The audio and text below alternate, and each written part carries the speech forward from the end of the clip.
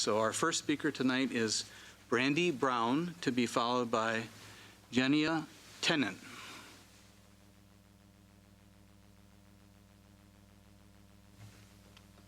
And I'll need you to hit that. There you go. Thank you.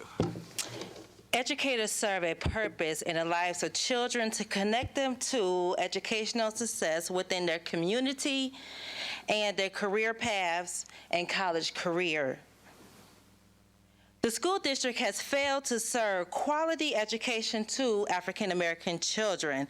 The following data that I'm about to present demonstrates the continuation of social and educational inequality educators are serving African American learners within this district.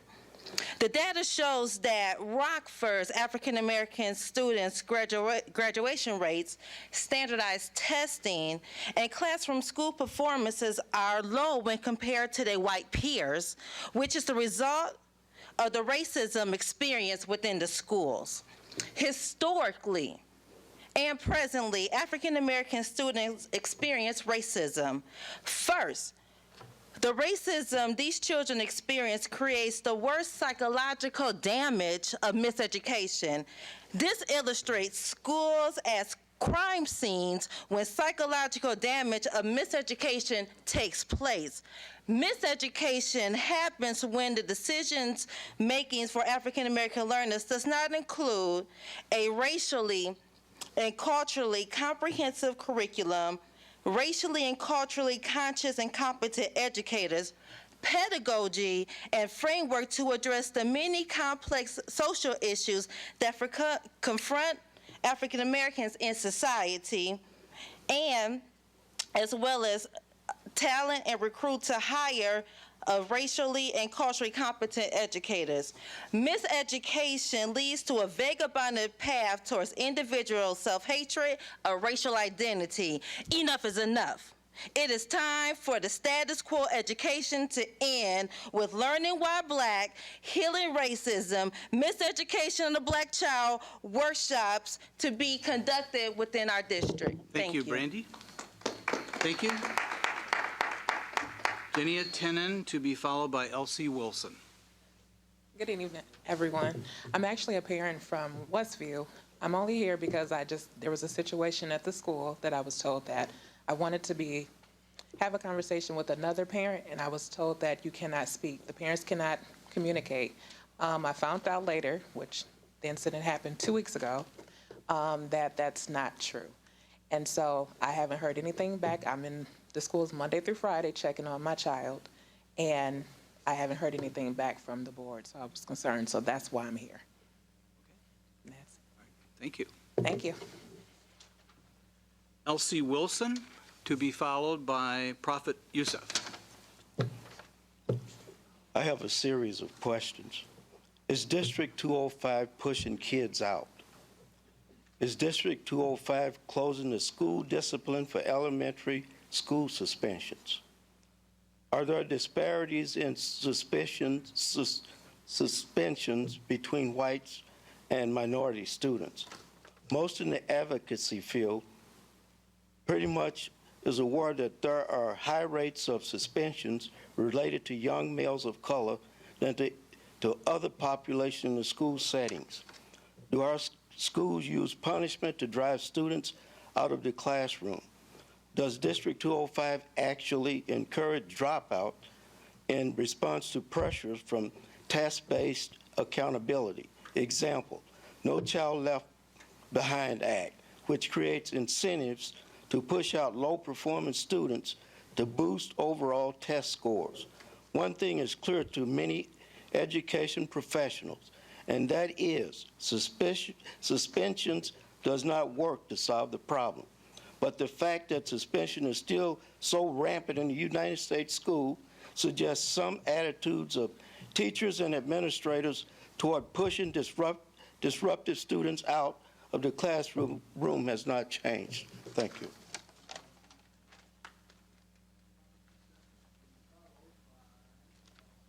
Good evening, ladies and gentlemen. what I want to speak about tonight. Children, you are not stupid. Have you ever thought of yourself as being less intelligent than others? Did other kids at school call you dumb? If so, how did this make you feel about your ability to learn and be considered a good student?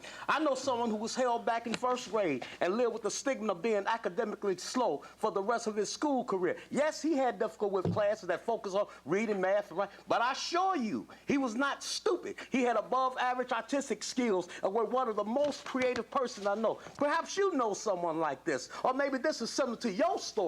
Many people, simply because they do not excel in certain subjects at school, are labeled as dumb or slow and are considered inferior to other students. But are they really dumb? Are they really inferior? Or is it just that most traditional school systems focus on a particular approach to reading, writing, and arithmetic? What about those students whose natural abilities do not lend themselves to success in those areas? Who and what really is stupid? But there are 8 kinds of smart that people don't talk about, but I'm going to talk about it tonight. 1, word smart. 2, logic smart. 3, picture smart. 4, music smart. 5, body smart. 6, nature smart. 7, people smart. 8, self smart. By broadening our understanding of what it means to be smart, it becomes easier to understand. In what ways are you smart? Find out tonight.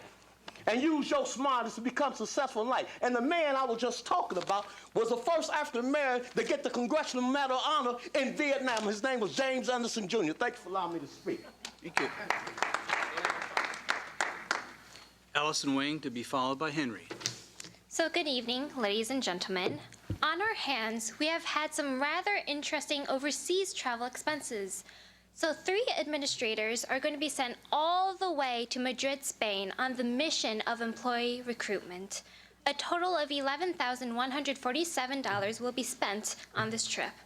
And so I like to remind the board that it seems just a tiny bit ironic that you will approve a trip all the way to Europe in order to recruit a person or some people for more than $10,000, while you also ignored calls for a national search for a superintendent, which is arguably the most important role for the school district. And so is it really so necessary in order to go all the way to Europe to find a Spanish-speaking person that can work in RPS205? Given the incredible diversity in the United States and the substantial Spanish-speaking population here, is it truly impossible to find at least one qualified employee in Illinois? Now, I would be completely fine with all of these expenses if it were under completely different circumstances. If we are in a time of surplus with absolutely no budget cuts, then fine, go ahead and blow over $10,000.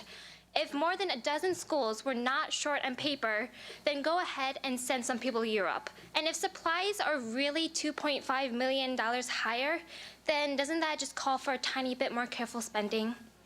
And right now, I could just get in my car, drive down to East State Street, and walk into Walmart, and with $11,147 in my hand, I could buy 2,067,500 sheets of paper.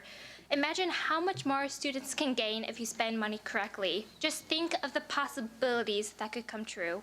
Thank you. Thank you, Allison. Henry, you're next. It's never good. According to the Illinois State Board of Education, the average ACT score for the class of 2014 is an 18. The state average is 20, the national is 21. In order to get into any college, you have to at least have a 21. Then there's news of budget cuts. You already know what you're doing. I don't have to tell you what it is you are doing. 90% of the city workers in the city are white. And we find out that any child that is labeled with a mental disorder does not qualify for city jobs. So on top of children not graduating, in particular black children not graduating, those who do graduate, because only 47% of those in special ed who are in special ed graduate, those who do make it then find themselves that they can't even get a job with the city they live in once they get out of school. This is not an accident, though. We understand that this is on purpose, but I don't blame the school board for you doing what it is that you are doing, but I wanted to speak also to the community, because it seems that even though we come speak to you, we are not the ones you want to speak with. So there are those in our community who feel that they can go behind the backs of those who are speaking to cut deals. We call those sellouts. We call those times. We call those who you want to speak with because it's comfortable for you. They make you feel comfortable because they don't want anything from you but to sit at the table with you, but we don't want to sit at the table with you.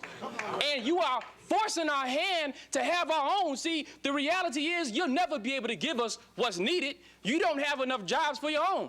You don't have enough students of your own graduating. If white children can't graduate, the superintendent said at a meeting at Guilford, and I got it from a teacher, that only 40% of the students who come to the schools here are ready for school in kindergarten. And the percentage is the same when they graduate. In fact, it's lower, which means you all have failed at your job, which means there must be a change. But the change is not coming from you all. The change is coming from us. Guarantee it. That's right. That's right. Thank you, Henry. Can I have you turn that mic off for me? Thank you. Board members, are there any board member comments at this time? Mr. Connor. Congratulations to the Auburn Scholastic Bowl team for winning state. Absolutely.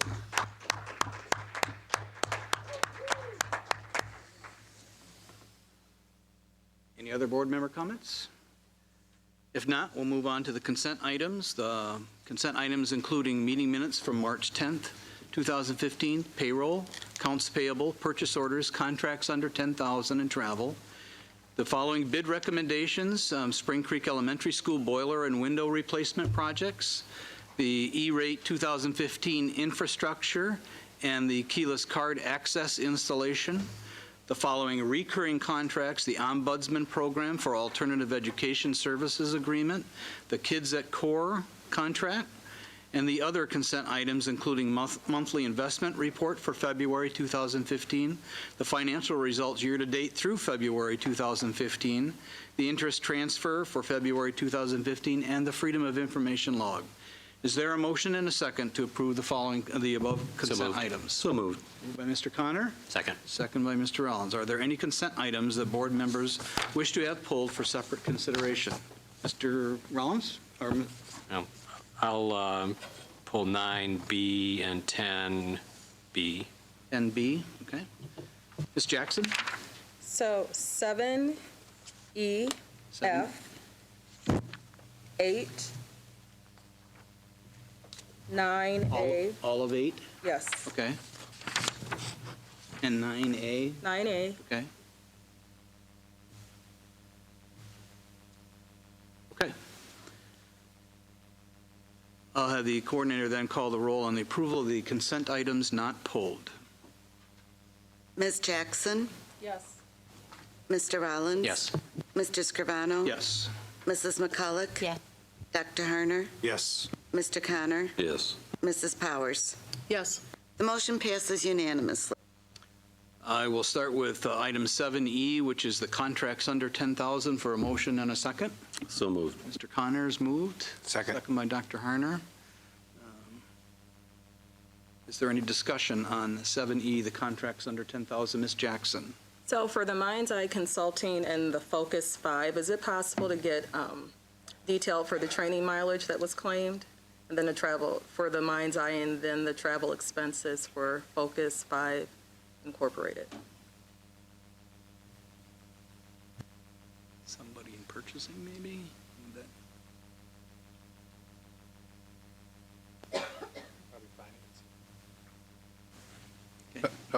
We can try to answer it. It always helps to have the questions in advance, but. No, you can email it to me, that's fine. You don't Okay. have to answer anything tonight.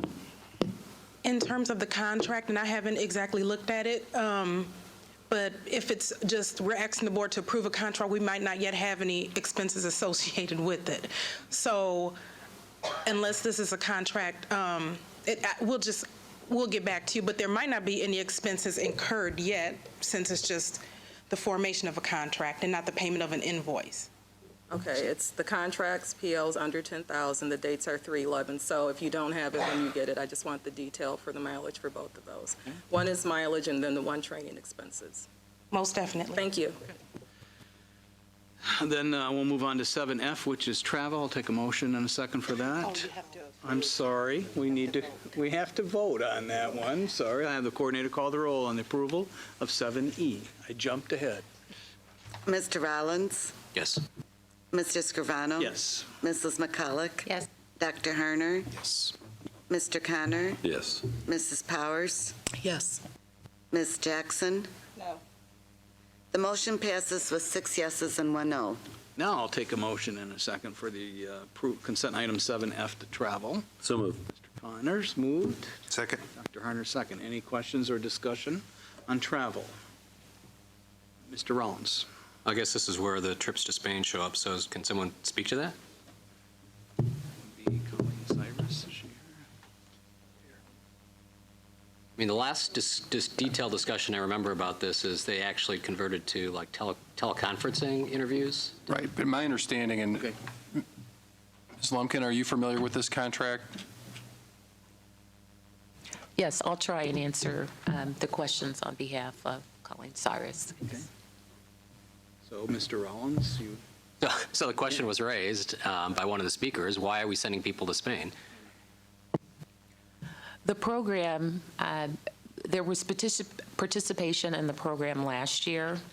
The program is utilized to fill hard-to-fill positions from SPED to bilingual. There are 3 individuals that we're recommending for that travel.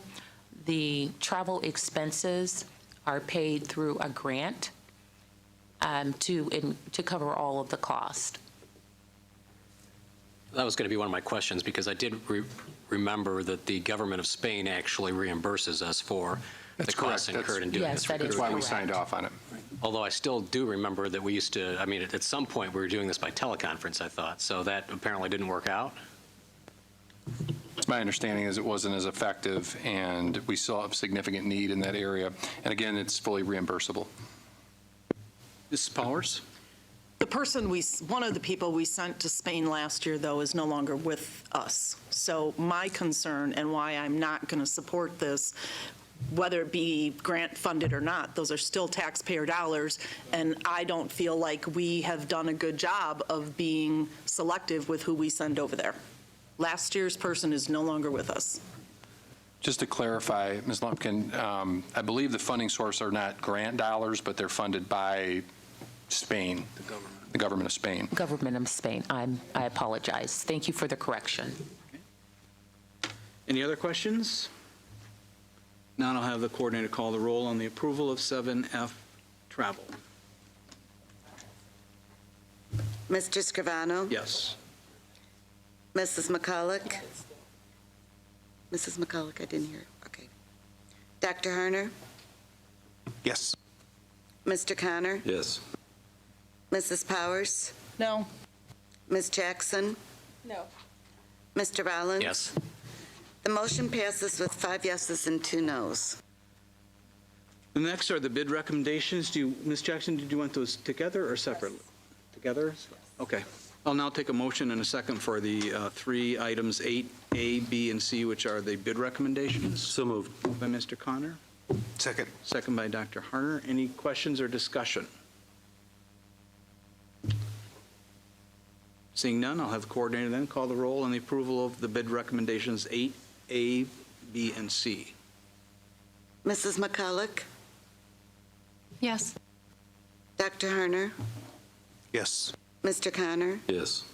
Mrs. Powers? Yes. Ms. Jackson? No. Mr. Rollins? Yes. Mr. Scrivano? Yes. The motion passes with 6 yeses and 1 no.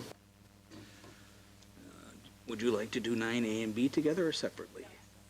Separately. Okay, I'll take a motion then for the approval of the 9A Ombudsman Program under recurring contracts. So moved. Moved by Mr. Connor. Second. Second by Mr. Rollins.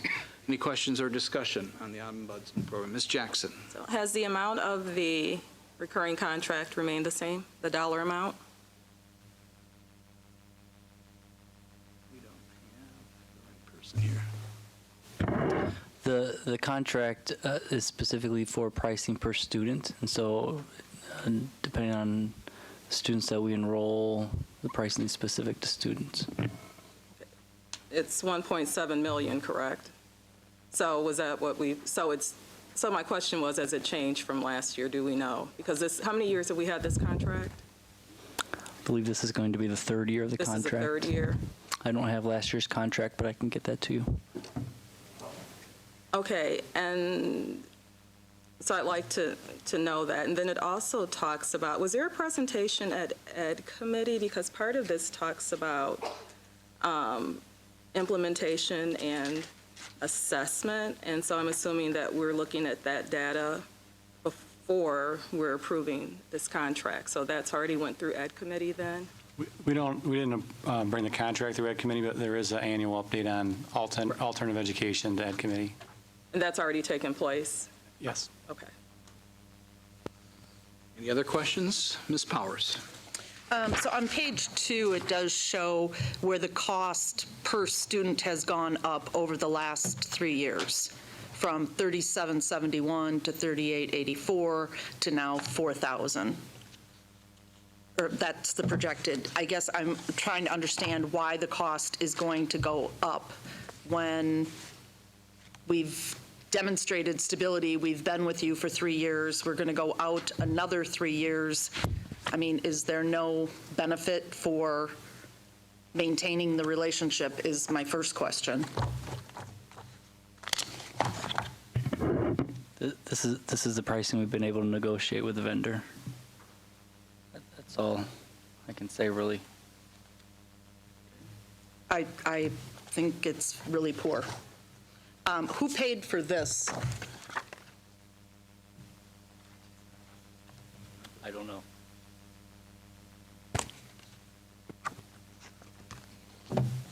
Again, unacceptable. It was not an internal document. That's not an internally created document. Well, it just points to, it's a 4-color glossy, very expensive brochure, and I don't need this. And if we can't contract a better rate, they don't need to be producing stuff like this. And in the time that Ombudsman was courting us for us to be able to do work with them, I got 4-color glossy stuff every single time they presented to us, and it was the same stuff. They're putting a lot of money into printed materials on our backs, and I don't think that's acceptable. We also originally contracted them, contrary to what it says in here about at-risk students, it was credit recovery. That was the primary objective, was credit recovery.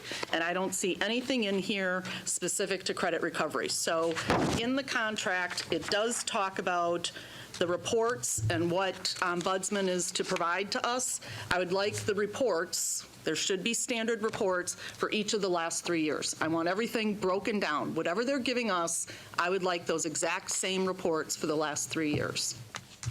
I will not support this. This is, when we demonstrate a commitment for 3 years and another commitment for 3 more years, and the cost is going to go up per student, that's not good negotiation.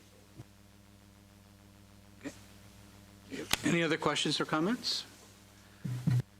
Now I'll have the coordinator then call the roll on approval of 9A, the Ombudsman Program. Dr. Harner? Yes. Mr. Connor? Yes. Mrs. Powers? No. Ms. Jackson? No. Mr. Rollins? Yes. Mr. Scrivano? Yes. Mrs. McCulloch? Yes. The motion passes with 5 yeses and 2 nos. I'll now take a motion and a second for the approval of item 9B, which is the Kids at Core recurring contract. So moved. Second. Mr. Rollins, second by Mr. Connor. Any questions or discussion on the Kids at Core? 9B, Mr. Rollins. It's more of a, it's entirely a process question. So this is under recurring contracts. I just don't recognize this name. Have we actually had a contract with these people before? And it looks like it's like for a one-day training. Yes. Mrs. Brand, okay. It exceeds the total of $10,000 executive contracts with this vendor. Say again. Yes, we've used them before. They've done administrative academies for us before, and so this is for May 15th and May 18th. They will do 2 Illinois Administrative Academies, 1603 and 1611, for quality assessment and design and rigorous growth goals and data analysis. So we've worked with them in the past. We worked with them through our PALS grant, as well as we worked with them through our Fund 10 funding. Okay. I guess at some point we ought to have a conversation of what a recurring contract is, because just the fact that we've worked with a particular vendor in the past before, I don't know that to me, strikes me as a recurring contract, so at some point, we really ought to define this, so we know what's under there. Thank you. Okay. Ms. Jackson? Actually, Mr. Rollins stole my thunder because I was going to say the same thing. I don't know, because we've worked with them, that this makes it a recurring contract. So basically, we've used this dollar amount will exceed the $10,000 that the board, that doesn't need the board to say yes. So that's the reason that it's being brought to us tonight, correct? That is correct, and we look at whether or not they're providing the substantially same services in order to determine whether or not it's a recurring contract. So has the board approved it in the past is the first question, and then is it the same or substantially the same type of services, so training services. And when you say approved, what do you mean? Just because it passes through, or we actually vote on it? No, you have to actually vote on it in the Right. first instance, and this is a long-standing vendor.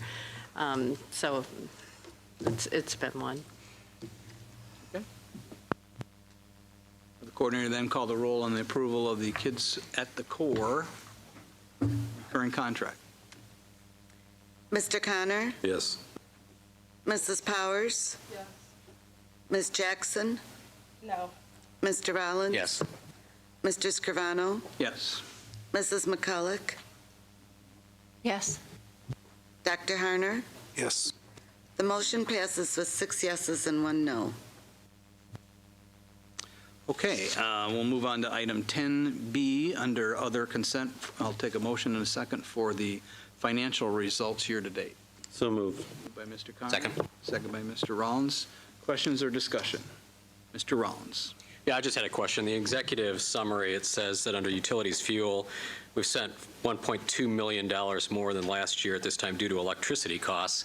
Is that, I don't know who's going to answer this. So did the rate rise? Has our usage risen? Who's going to answer this? I did send this ahead of time. Okay.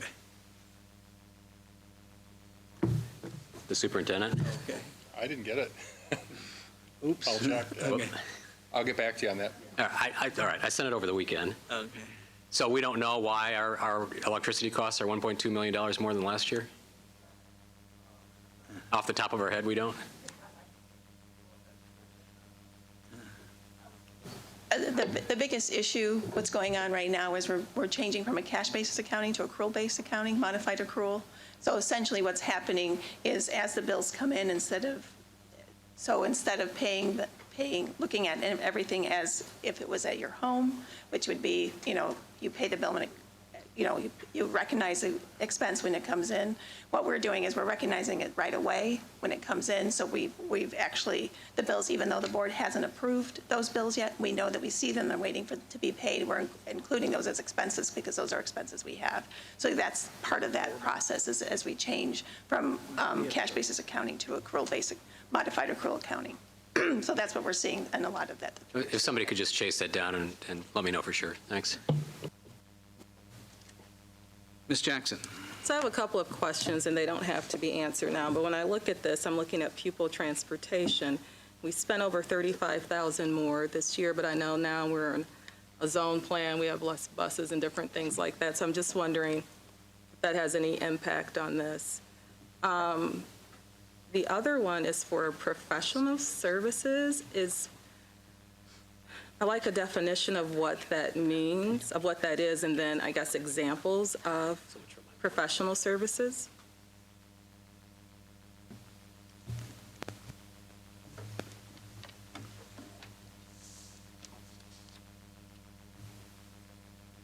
Please repeat the question.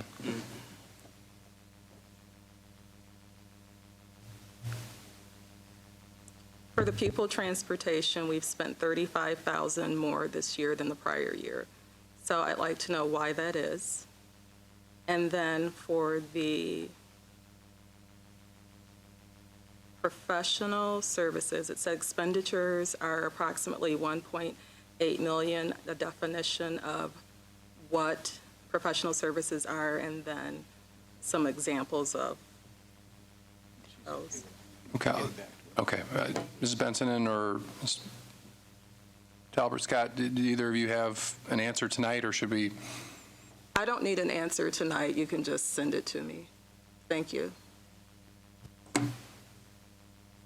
Any other questions? Comments? Now I'll have the coordinator call the roll on the approval of the financial results year-to-date through February 2015. Mrs. Powers? Yes. Ms. Jackson? Yes. Mr. Rollins? Yes. Mr. Scrivano? Yes. Mrs. McCulloch? Yes. Dr. Harner? Yes. Mr. Connor? Yes. The motion passes unanimously.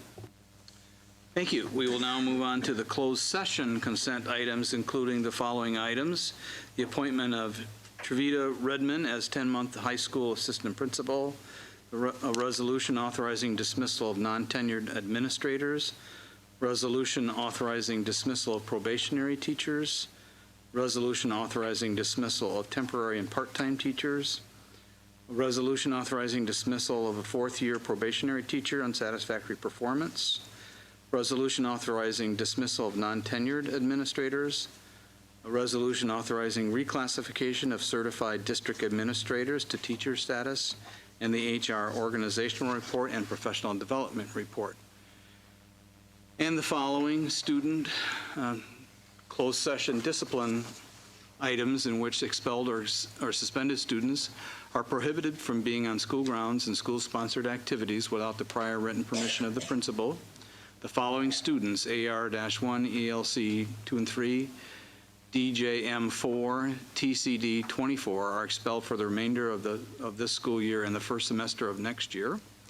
Following students, DMR 19 and TLW 23, are expelled for the remainder of this year and the entire 2015-16 school year. The expulsion for the following students, GCH 20 and CAS 22, are held in abeyance contingent upon a conditional probationary agreement for the remainder of the 2014 school year and the first semester of next school year, being executed on or before the next board meeting. The expulsion for the following student, WET-18, is held in abeyance contingent upon a conditional probationary agreement for the remainder of the 2014-15 school year and the entire 2015-16 school year, being executed on or before the next board meeting. And the expulsion of the following student, CMF7, is held in abeyance contingent upon a conditional probationary agreement for the remainder of this school year and the first trimester of next year, being executed on or before the next board meeting. The following students have been granted a conditional probationary agreement: FXR-5, TLT-6, ATJ-8, TQH-9, JDP-10, DCM-11, MJB-13, CBF-14, NSM-15, JSF-16, COM-17, and TRW-21. Is there a motion and a second to approve the closed session consent items? So moved. Moved by Mr. Connor. Second. Second by Dr. Harner. Are there any items that board members would like to have pulled for separate consideration? Ms. Jackson? 11, B, C, E, F, G, H, 12. And all of 12, okay. Ms. Powers? I would just like separate consideration for 11, G, and H. You can do them together as far as I'm concerned. And then... Except for G and H, did you say, or separate consideration for those? Separate consideration for those two. Okay, all right. And then 13, B like boy, and I, and you can do them together. Okay. Thank you. I'll have the coordinator then call the roll on the approval of the closed session consent items not pulled.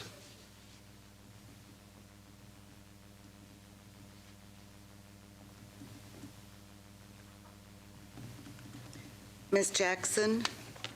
Yes. Mr. Rollins? Yes. Mr. Scrivano? Yes. Mrs. McCulloch? Yes. Dr. Harner? Yes. Mr. Connor? Yes. Mrs. Powers? Yes. The motion passes unanimously. Okay, I'll now take a motion and a second to approve items 11B, C, D, E, and F. So moved. Moved by Mr. Connor. Second. Second by Dr. Harner.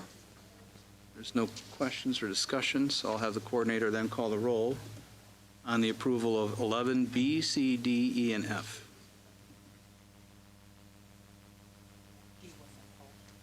Oh, D wasn't pulled? You had me over here, so I'm like, I don't think I pulled D. Oh, I thought you did. I'm sorry. Okay. No. All right, so it's B, C, E, and F. All right. So we have a motion. I'll ask then for a motion to approve items B, C, E, and F. So moved. All right. Second. Second on that. Okay, there is no discussion then. So I'll have the coordinator call the roll on the approval of items 11B, C, E, and F. Mr. Rollins? Yes. Mr. Scrivano? Yes. Mrs. McCulloch? Yes. Dr. Harner? Yes. Mr. Connor? Yes. Mrs. Powers? Ms. Jackson? No. The motion passes with 6 yeses and 1 no. Okay, now I'll take a motion and a second for the approval of item 11G. So moved. By Mr. Connor. Second. Second by Mr. Rollins. The coordinator then call the roll on the approval of item 11G.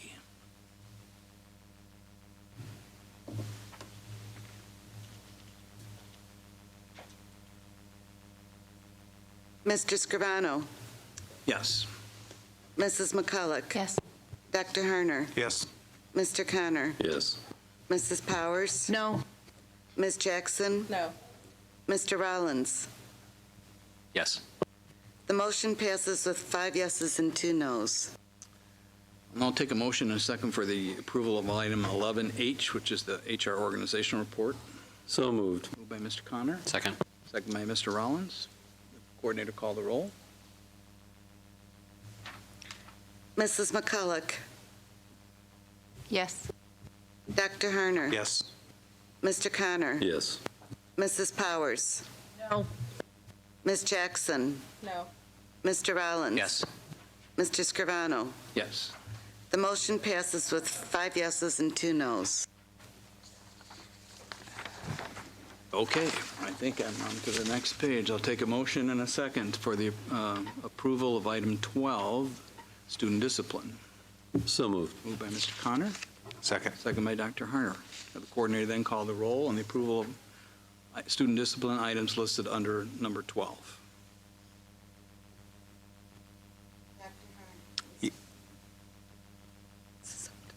Dr. Harner? Yes.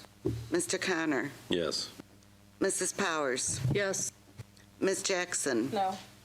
Mr. Rollins? Yes. Mr. Scrivano? Yes. Mrs. McCulloch? Yes. The motion passes with 6 yeses and 1 no.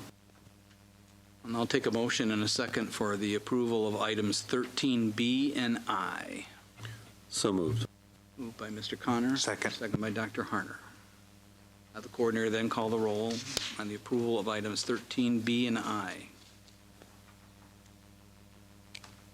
Mr. Connor? Yes. Mrs. Powers? No. Ms. Jackson? Yes. Mr. Rollins? Yes. Mr. Scrivano? Yes. Mrs. McCulloch? Yes. Dr. Harner? Yes. The motion passes with 6 yeses and 1 no. Thank you. Our next item on the agenda is the superintendent's report. Dr. Jarrett. Thank you very much. One real area of concern I want to start with is state legislature and the governor have very important work to do in the FY15 fiscal year, but unfortunately there is an unresolved budget issue that passed the House today that basically reduces school funding and state funding for schools by just over $2 million in the Rockford Public Schools with a 2.5% across-the-board reduction. That's very challenging to receive that kind of news this late in the fiscal year, and we're monitoring that carefully.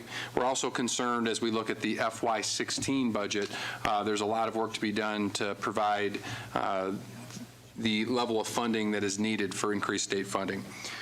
Some positive news. Again, I wanted to thank and congratulate all of our Golden Apple semifinalists, Amy, and then also our winners, Amy Orvis and Heidi Huey. It's really exciting to see the recognition.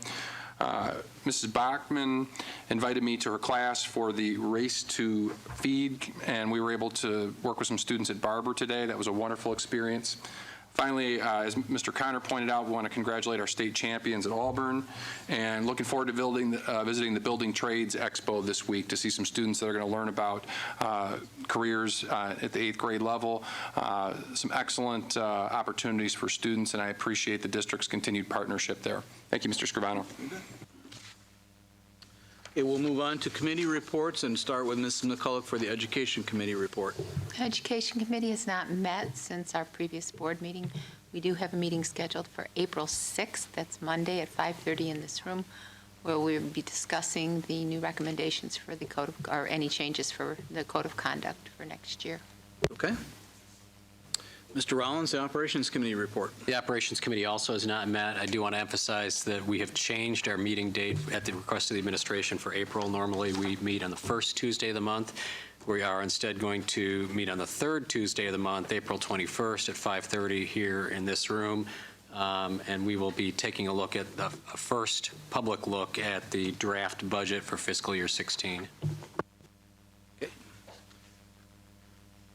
Dr. Harner, the Facilities Plan Oversight Committee report. The Facilities Plan Oversight Committee met last Tuesday, March 17th.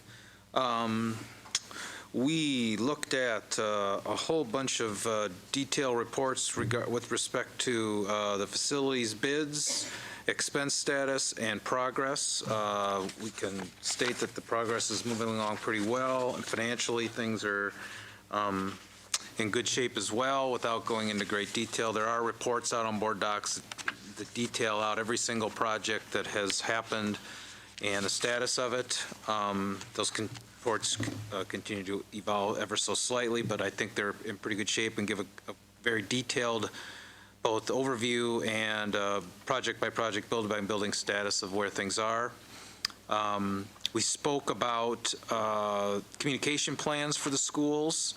And I don't know exactly the timeline when things will be there, but we hope to have communication both at the website level, the building, and even sent out in other paper copies to indicate, particularly for those schools where we know precisely what the situation is and the timeline where that is, and as things progress, we can. This is still in the developmental phase, and a communications person is going to be coming to the committee regularly now so that we can make sure that stuff gets out there, so we can communicate to parents timelines and what is actually happening in the buildings as things firm up, as the progress of each specific, as the progress of the plan moves forward. Sometime soon there will be, I don't know if that happened, if Mr. Schmidt have you received anything from the demographers yet? Not yet, so we're waiting on that. Oh, go ahead. They requested some additional information from our IS department, and we presented that to them, or sent the file to them yesterday.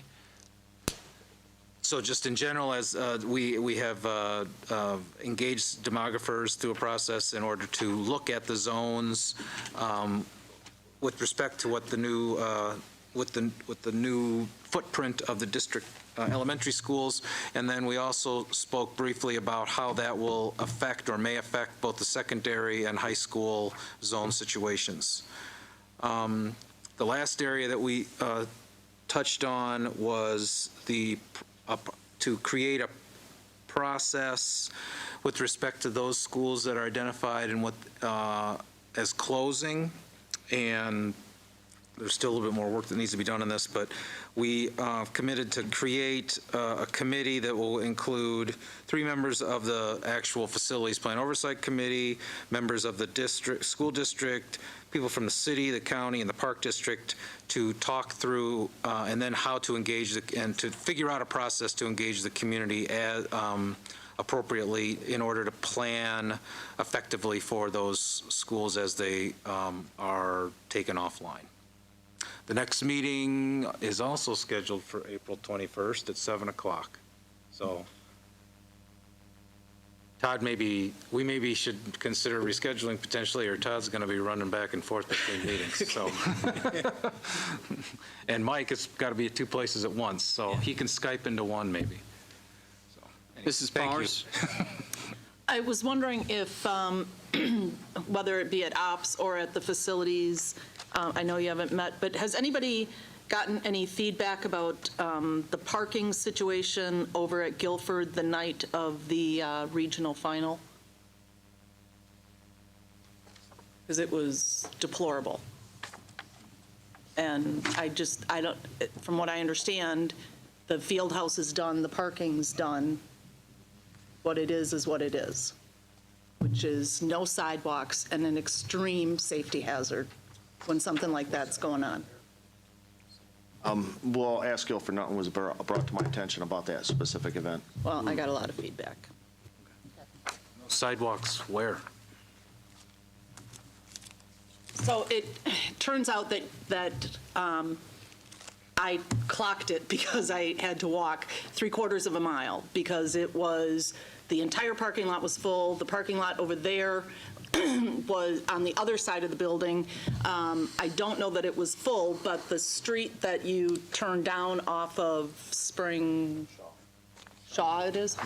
Shaw was both sides, which it's only a 2-lane road, and both sides had cars all the way down to where it tees into another road, and they were also down a side street and down that road that it tees into, which is where I had to walk. Springbrook, maybe? So it was, I mean, it's fantastic to be able to host a event like that and to have that many people turn out and that we can hold them, but I'm walking alone in the dark 3/4 of a mile because I was staying and they asked me to talk to some folks that were there. So it's not safe. There's no lights, there's no sidewalks, and even when I was walking up, one car could barely get through because it's cars on either side. So if you build it, they will come, but they can't park. We have to look at alternative parking. Mr. Schmidt, what was the net difference on parking spots? Are we down significantly on parking? I don't have that number off the top of my head. Okay, we'll follow up on what the net difference is to see if that's created by the construction. Thank you for bringing that to our attention. Well, and if there needs to be directions about parking in the lot that is far from the field house, from what I could tell, it wasn't on the other side. By the tennis center. But It's always been overflow parking. there wasn't clear direction, and There's so. not an easy way to get to it either. No, then you have to walk all the way around the building to get to the field house entrance, so. Not sure who was next. Mr. Connor, were you next? Ms. Jackson? So I had a question from your report, Mr. Harner. It sounds like this committee is creating another committee. So is there going to be another committee created out of this committee to look at something else? We're creating a subcommittee to create a process for the, we're not creating a separate committee, we're creating a subgroup of this committee to study the closing process of schools. And so that's going to be created out of this committee that's currently formed? There won't be new people? 3 members of this current committee will be on it, as well as people from initially. I mean, this is just to understand the process. Okay, so it's a subcommittee, so it's not open, is what I'm saying. So people won't apply for this committee? No. Okay. Ken, Yes. Ms. do you McCall? mind if I respond to that as well, Ms. Jackson? It came out of, in part, it came out of the first Facilities Task Force, where that committee recommended that there be a subcommittee or some sort of committee moving forward to look at the process of what we do with the buildings that are going to be closed. And instead of leaving that with Facilities Task Force, we just closed our committee down, and that subcommittee moved under the Dr. Harner's. Mr. Connor?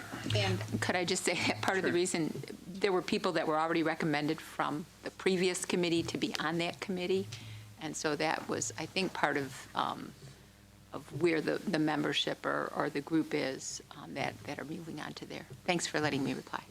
Mr. Connor? 2 points. One, in terms of this subcommittee, just to be clear, one of the core issues here is that there are many restrictions by Illinois state statute. So I think in terms of this process, what I might say is part of that process will be recommended criteria because there are many limitations. So there's a lot of work to be done to structure our approach to the buildings, which, as a reminder for everyone, we set aside $500,000 per building to avoid issues with having buildings closed. And our intention is to make sure we engage with the public, let them know what our options are, and get guidance on what is allowable by state statutes and what we can do with cooperations potentially with other entities. So that's the first part on the subcommittee. The second is, in addition to the things that Dr. Harner described, we're also going to be coming up with a format for a report to the board. We have quarterly reports that we do owe the board, and things such as costs, schedule, et cetera, are going to be a part of that, and that's something we're in the middle of putting together. So I want to make sure that everybody has that expectation that we will also be producing that. Okay. So we'll now move on to our action items for tonight. The first item in 16A was pulled by administration, so we'll move to 16B, which is the health, life, safety amendments for the HVAC replacement at Roosevelt Center and the window replacement for Marsh Elementary. Is there a motion and a second to approve these? So moved. Moved by Mr. Connor. Second. Second by Dr. Harner. Is there any questions or discussion on the approval of item 16B? Not, the coordinator then call the roll. Mrs. Powers? Yes. Ms. Jackson? No. Mr. Rollins? Yes. Mr. Scrivano? Yes. Mrs. McCulloch? Yes.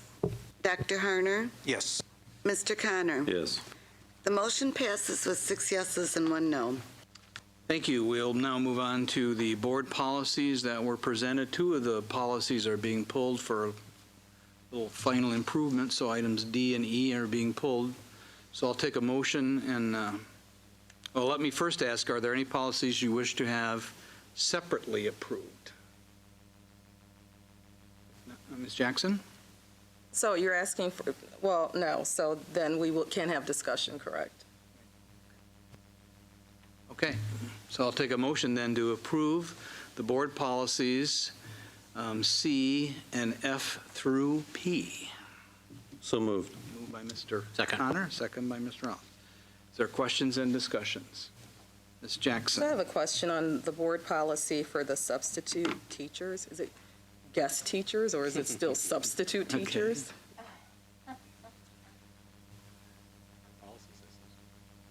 Correct. That is the 5.220. Yep. So you want to know what terminology we're using? Well, yeah, we changed them to guest teachers. I don't know for the policy if it needs to align with what they were calling them, or if we're back calling them substitute teachers. I'm not calling them the title of substitute teacher. The title in the board policy actually reflects the title used by the legislature. Okay. Any other questions? Okay. All right. We will have the coordinator then call the roll on the approval of the board policy C and F through P. Ms. Jackson? Yes. Mr. Rollins? Yes. Mr. Scrivano? Yes. Mrs. McCulloch? Yes. Dr. Harner? Yes. Mr. Connor? Yes. Mrs. Powers? Yes. The motion passes unanimously. Thank you very much. Are there any other new business items or agenda recommendations for tonight? Seeing none, I will then ask for a motion So to moved. adjourn. Moved by Ms. Jackson. Second. Second by Mr. Connor. All those in favor say aye. Opposed, same sign. We are adjourned at 8:10. Thank you. That was